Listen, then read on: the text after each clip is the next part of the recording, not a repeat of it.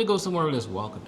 Panama has been very welcoming. And like they knew us for a long time. Yes. When I say knew us for a long time, like the Uber guy told T, go in his glove compartment and get the binoculars. Like we was like, what? Man. Who does that? Remember the lady with her purse out? Oh, can you? What's going on, my people? Y'all know what it is. I go by T. And I'm Jackie. And today we gonna talk about what, Jack? We are gonna talk about why we chose Panama. Shout out to Peter, because Peter actually sparked this. Peter asked a question about why we chose Panama. So shout out to Peter. Shout out to everybody that's been with us on this journey, and shout out to our new subscribers out there. We gained quite a bit amount. How many roughly would you say we gained in a matter of days? Well over 60 across all three channels. That's a lot. That's a lot in a short timeline. So for all my new subscribers out there, we give shout outs. We love engaging with everybody. So please drop your handle down below, because some of you guys accounts is on private, so we don't know who you are. So if you can just comment below, or even just say your name, say hello, whatever the case you want to say, so we know who you are. So let's go ahead and get started on this, Jack. Yes. So one of the very first things that we had to take into consideration when we were picking a country was the infrastructure and the banking system. So as you know, if you have been following T and I's journey, we do a lot. And when I say a lot, I mean a lot. We have rental properties, we have our own businesses, we homeschool our kids. So all of that is very, very important in order for us to operate on a daily basis. And when it comes to the banking, it has to be seamless. There is no way that we can just be able to be in whatever country and not be able to have access to our funds and have access to do transfers or whatever.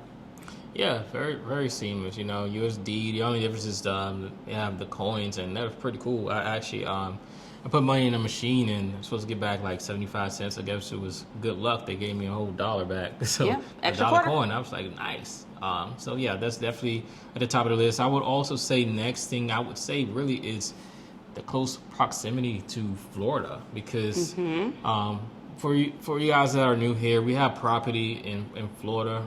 We have 3 properties in Florida, actually. So that way, if anything comes up with our tenants that require us to be in person, it's a seamless, trip for us to get there. It's not like we're somewhere else and we're 10 plus hours away, or somewhere else where it's like, oh man, we might have to get a property manager, which go check out our videos, We're about not that doing that. Stuff. But you'll see, our journey and why we do things ourselves. So what else you got, Jack? So one of the very next things is retirement. So this is what started it all. We wanted to retire, and we needed to have a country that we can retire fairly easy. And when we're talking about that, we're talking about the retirement visa. Panama checks every single box when it comes to retiring and with the visa.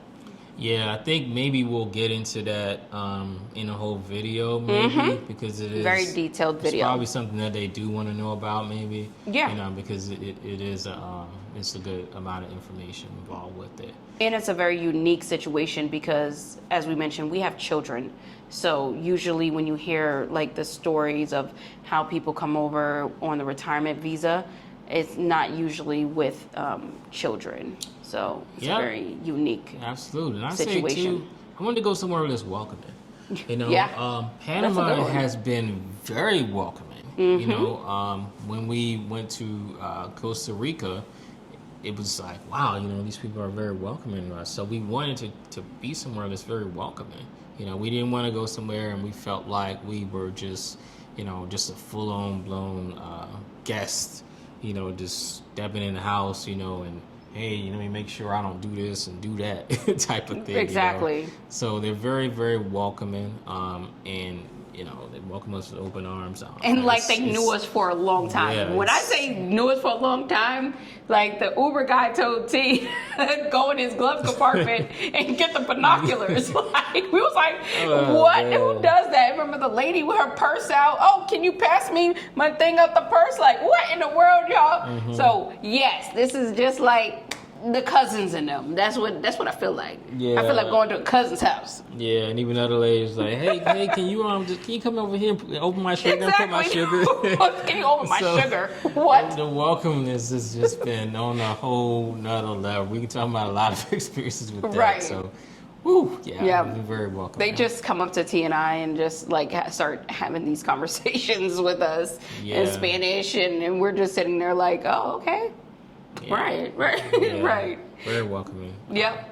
So the next thing that definitely was a factor was the weather. Okay, and I slightly laugh at this because, as you know, we are coming from Florida, and Florida's weather is completely bipolar. Like 1 minute is this way, 1 minute is that way, 1 minute is that way. But I can honestly say, and this is one of the biggest misconceptions. Now, it definitely depends on where you're coming from. But if you are coming from Florida, this weather feels, I don't know, it feels just like Florida. At least to us, that's what it feels like. It feels like Florida. Yeah, especially if you're coming from like Orlando or somewhere out in that area. Yeah, it definitely just feels like Florida.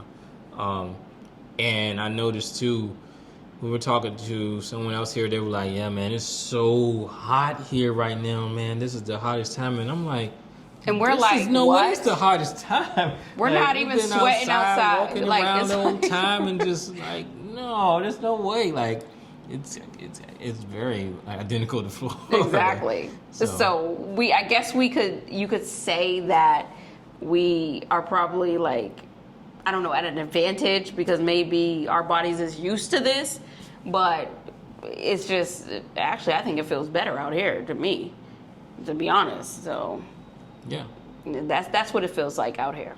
Yeah. What you got next on the list, Jack? I just gave the weather. I know, y'all. I just gave the weather. You're not doing that to me I was today. trying to get let's roll with, I would say, affordability. Oh my gosh. And I gotta say that because, most of you guys know the hiccups that's been going on, from like the government shutdown and the contracts, employment and all things like that. So this place the affordability is on a whole nother level.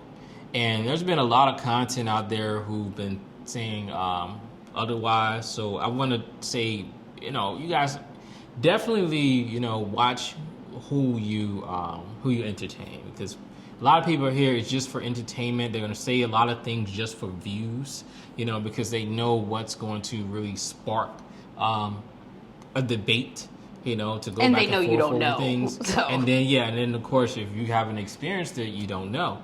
So just watch who you listen to and do really, really good research, because I can tell you affordability is an understatement. Like it's it's really an understatement. And the thing is, because we do have to preface this, right? What T and I feel as though is affordable may not be what another person feel is affordable. You just have to take our family situation, our makeup. We are a family of 5, and all of that matters. And another important topic is money habits. Exactly. A lot of people do not have good money habits. I mean, this can be a whole video in itself, right? If you do not have good money habits in the US of A, you definitely will not have good money habits here in Panama. Because, like T said, the affordability factor on Uber Eats, let's just take Uber Eats, right? The convenience, that's on a whole nother level. That's on a whole nother level, y'all. So, price creep, all that lifestyle creep, it could definitely shut a person down real quick if you are not disciplined. But this how it works too, though, Jack. So if you have like an addiction, you know, for something, right? Whatever that may And be. that addiction is expensive. Yes. Now you come over to somewhere that's affordable and that addiction costs way less. What you're going to do then is spend more money on that addiction because you're getting more. Right. So now ultimately you end up losing, you know, more because you're getting more, you know, more product with, you know, for that addiction that's going on. That's what happens to a lot of people too. Yes. So, you know, like I said, be careful because if you listen closely to, you know, the things, the negativity that's being talked about, just listen closely to what they're saying. Just listen closely and you'll understand, you know, and see it from a different perspective. Right. And just speaking of that, you really have to have discernment when you're listening to these type of videos, because if that was the case, we would not end up in Panama. Panama was not even on the list. Nor were they. They wouldn't have been in Panama either. Or they wouldn't have been in Panama. come on. So, I mean, we have to take some things serious here. And speaking of that list, because this is another topic that Peter brought up. Ooh, Peter got two shout-outs. What's up, Peter? Are the other countries that we decided not to go to? Because that's very important. Because it's very important because, as I mentioned, Panama came out of nowhere, and it's because of all the negativity around Panama right now, and you know, the misinformation. And we just decided, you know what, forget all this, right? We're just gonna take a leap of faith, because the same thing with Costa Rica. But we went there and it was a whole vibe. Yeah. It was a Super whole nice. vibe. Super nice there. So I would say one of those areas on the list is definitely, guys, it was Portugal.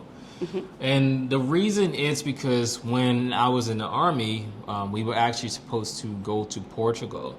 But we were in a program called EFMP, and we could not go there. So Portugal was real huge because I was actually getting out of the Army. And they came to me with, hey, what if I send you to Portugal? And I'm like, wait a minute. Nice. Okay, I'm going to go ahead and sign on that line then, since I'm going to Portugal. Yep. And we were so excited to go to Portugal, and then it just came back that we couldn't go there because of that program, because of a medical. And then even another place that was on the list even was Japan. You know, we're supposed to have been in Japan too. So, you know, Portugal stands out because it was that first area where we were supposed to go to as a family and travel overseas to while in the Army. Right. So one of the very next countries that was definitely at the top of our list, it was a tie between two. It was Vietnam and it was Malaysia. Yes. That's where we were headed. You could not tell T and I that we was not headed there. That was where we were going. However, due to all of the recent circumstances in our life and where we are right now, and if you don't know what we're talking about, just there's videos that will help catch you up. That was not possible and that was not feasible at this point in our life. So we had to sadly scratch that off the list.